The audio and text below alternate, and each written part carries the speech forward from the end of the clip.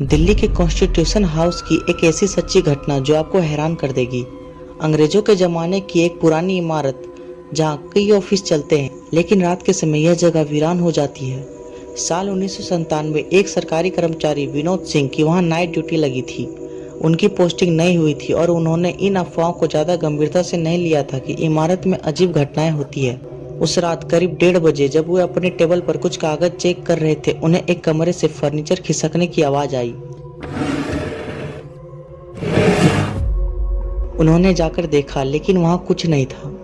वह वापस आए तो देखा कि उनकी टेबल पर रखी फाइलें खुद ब खुद बिखर चुकी थी। यह देखकर उनके माथे पर पसीना आ गया।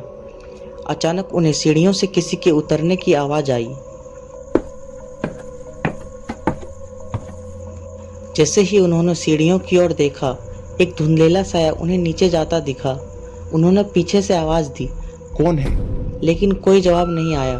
तभी एक जानी पहचानी आवाज़ उनके कानों में पड़ी। विनोद, यहाँ से चले जाओ।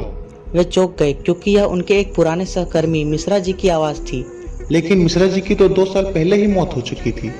डर के मारे विनोद सिंह वहां से भागने लगे, लेकिन मेन गेट बंद था। वहां तैनात दरबान कुर्सी पर बैठा था। उन्होंने जोर से आवाज़ दी, लेकिन दरबान ने कोई जवाब नहीं दिया। हिम्मत करके जब उन्होंने पास जाकर उसे हिलाया तो उनकी आंखें खुली की खुली रह गई। दरबान की धड़कनें बंद हो चुकी थी।